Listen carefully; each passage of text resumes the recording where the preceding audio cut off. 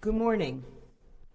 My name is Audrey Strauss. I'm the acting United States Attorney for the Southern District of New York. Today we announce charges against Ghislaine Maxwell for helping Jeffrey Epstein sexually exploit and abuse multiple minor girls from the period of 1994 through 1997. Maxwell has been taken into custody early this morning in New Hampshire and will be presented this afternoon before a magistrate judge in the District of New Hampshire. You'll recall that the indictment against Jeffrey Epstein that we filed in July of 2019 charged Epstein with sexual abuse of young girls from 2002 through 2005. This case against Ghislaine Maxwell is the prequel to the earlier case that we brought against Jeffrey Epstein. As alleged, starting in 1994 until at least 1997, Maxwell had a personal and professional relationship with Jeffrey Epstein.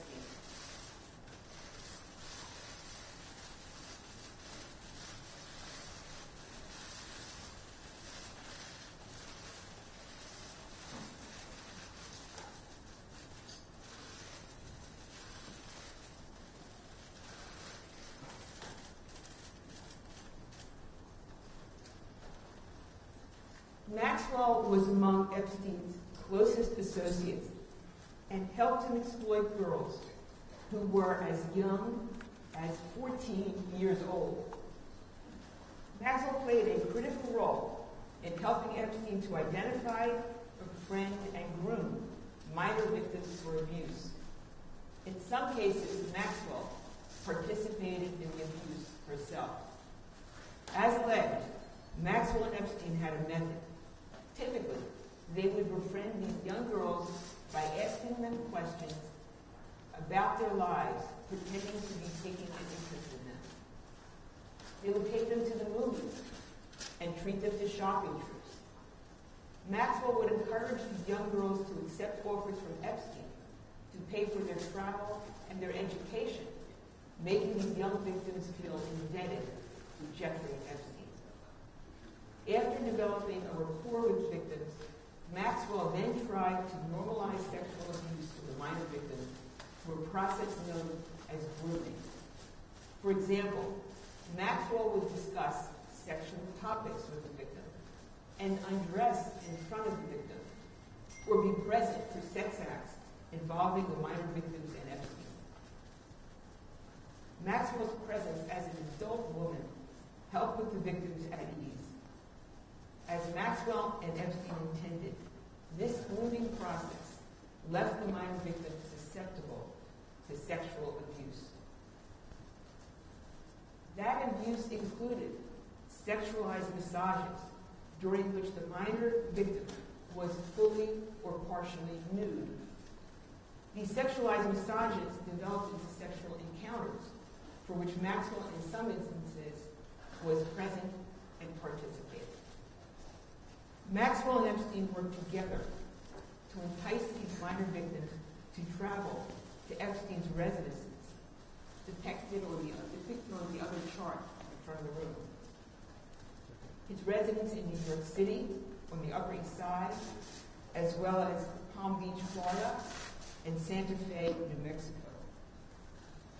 Some of the acts of abuse also took place in Maxwell's residence in London, England. In addition to allegedly enabling and participating in the sexual abuse of young victims, Maxwell compounded her crimes by repeatedly lying in 2016 when she was questioned under oath. And we have charged those lies in 2 perjury counts. Maxwell lied because the truth, as alleged, was almost unspeakable. Maxwell enticed minor girls, got them to trust her, then delivered them into the trap that she and Epstein had set for them. She pretended to be a woman they could trust. All the while, she was setting them up to be sexually abused by Epstein, and in some cases, by Maxwell herself. Today, after many years, Ghislaine Maxwell finally stands charged for her role in these crimes. These charges we announce today are the latest result of our investigation into Epstein and the people around him who facilitated his abuse of minor victims. That investigation remains ongoing. My office and the FBI remain committed to doing all within our ability to bring justice to individuals who enabled, facilitated, and participated in the acts of abuse. Combating the exploitation of children is a priority of our office. We are committed to pursuing and prosecuting those who exploit and abuse minors, in this case, in every case. And to that end, I want to say, to anyone who is watching or hears about this prosecution, if you believe you are a victim of Jeffrey Epstein or Ghislaine Maxwell, or anyone else who helped them, regardless of when it occurred, or have information about the conduct alleged in the indictment unsealed today, please let us know. You can reach the FBI and have access to victim and witness services by calling us at 1-800-CALL-FBI. To my left is William Sweeney, the Assistant Director in charge of the FBI's field office. And also to my left is Commissioner Dermot McShay and Chief of Detectives Rodney Harrison. I want to thank them and their teams for their dedication and professionalism in seeing this investigation through to the end. I also want to acknowledge and thank the career prosecutors of my office who are handling the investigation and prosecution of this case. Alex Ross Miller, Maureen Comey, and Allison Moe. I want to also thank their chiefs, Russell Capone and Edward Discant, the chiefs of the Public Corruption Unit. Finally, I want to thank and commend the brave women who are willing to come forward decades after their abuse and tell us what happened to them, without whom these charges could not have been brought today. And we thank them for their courage, and we are proud to stand here on their behalf in bringing this case. I now want to invite up our good friend, Assistant Director Bill Sweeney.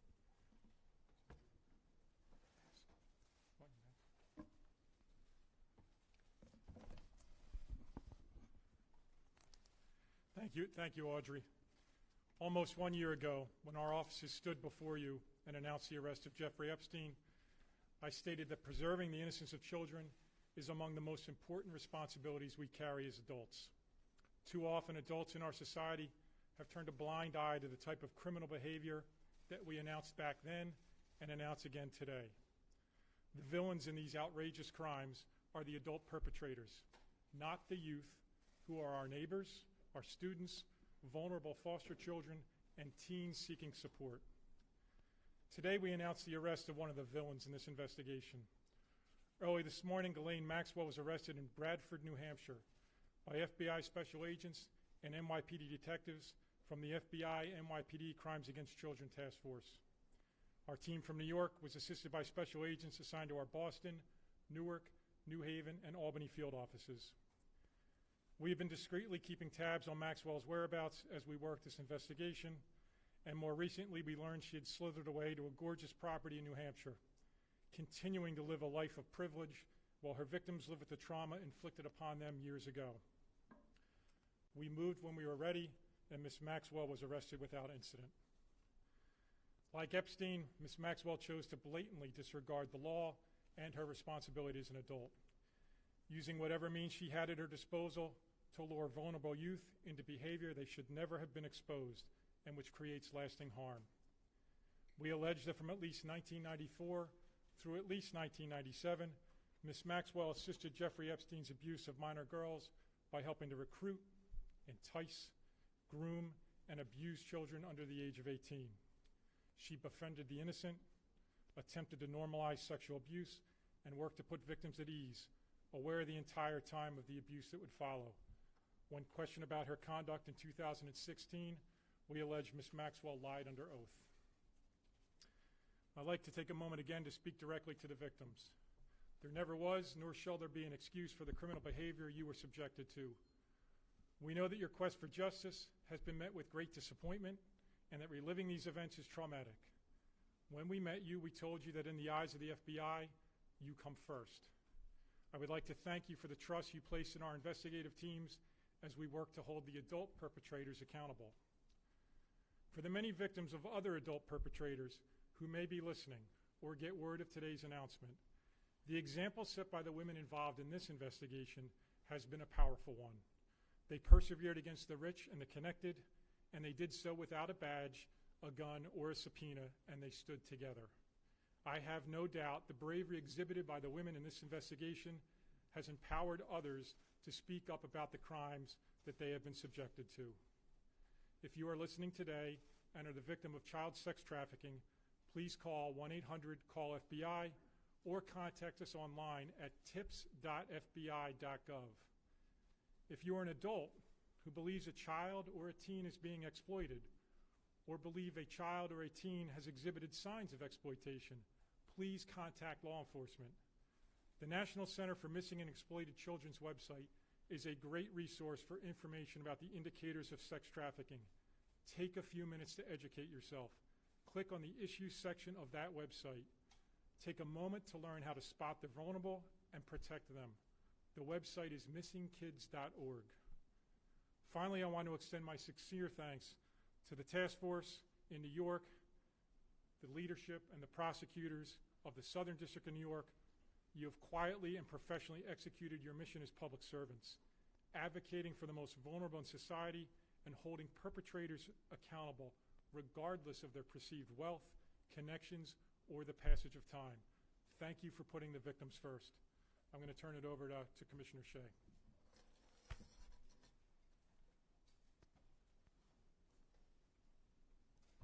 Good afternoon, everyone. Audrey, Bill, thank you for the opportunity to speak here today. And I'll echo really their words. In my view, we are here for one reason today and one reason only, for the victims, for the survivors of these heinous crimes. And I will remind everyone that although we are talking about periods of time 20 or close to 30 years in the past, for the victims, the survivors of these sexual assaults, these crimes are as fresh today and the impact that they caused on their psyche as they were then. I want to take a special moment to thank Chief Rodney Harrison and the men and women of the New York City Police Department that worked on this case hand in hand with Bill Sweeney's special agents. Thank you.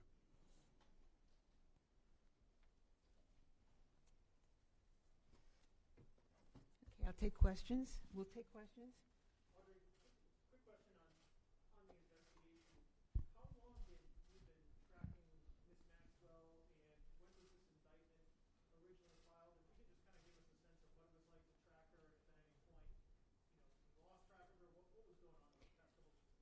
Well, I think that Bill Sweeney has given you a sense of that an eye was being kept and information was being collected, and then the indictment was just recently voted and filed, and that was when we were able and prepared to move to arrest her.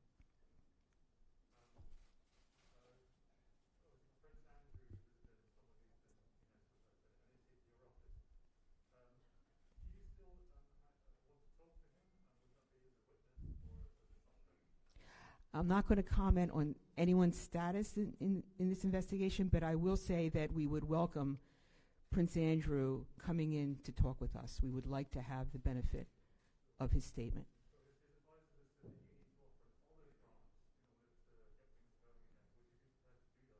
I have no further comment beyond what I just said, which is that our doors remain open, as we've previously said, and we would welcome him coming in and giving us an opportunity to hear his statement. Yes? Why now? Why here after arresting Jeffrey Epstein? We were working hard on this investigation this past year. It's not easy to put together a case that goes back that far, but it was not, there's nothing other than we did the investigation and we were ready at this time to proceed. I couldn't hear your question. How long has she been in New Hampshire? I'm not going to comment on that. I'm not going to comment on that. Where you ultimately arrested her? Was that her home? Was it someone else's home? And that's who I will not comment on. That's where we found her this morning. In making the decision to charge, you reach back to an era in the mid-90s. Is there any physical evidence, or is it merely the word of the women, the unnamed victims that are the Again, I won't comment on, beyond the scope of the indictment. You can read the indictment and see the kind of allegations we made, and therefore the evidence that we will bring forward to prove those you can kind of figure out. But I'm not going to comment on the specific evidence in the case. That will be seen in the event that she goes to trial.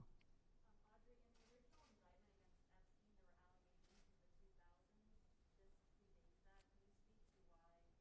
why there's not overlap between those two? That I cannot speak to. You just see one indictment covers one period, and the other covers the other, and whatever is not said is not something I can speak to. It's beyond the four corners of the indictment. Did the firing of Jeffrey Berman affect at all the timing of this arrest? Not at all. Not at all. Audrey, will your office be seeking to have Ms. Maxwell jailed before trial? And if so, will there be any particular arrangements made for her to be? We will be seeking detention, and we are sensitive to that concern, and certainly will be in dialogue with the Bureau of Prisons about it. The perjury charges, do you think that will undermine her ability to use her testimony against co-conspirators, i.e. if she were willing to testify against others? Doesn't that undermine that? What's your thinking on that? This sometimes happens where there are perjury charges, and people can go on from there and become cooperators, if that's what you're asking. So I'm not concerned about that. In the event that she were to become a cooperator, I think that we can deal with that.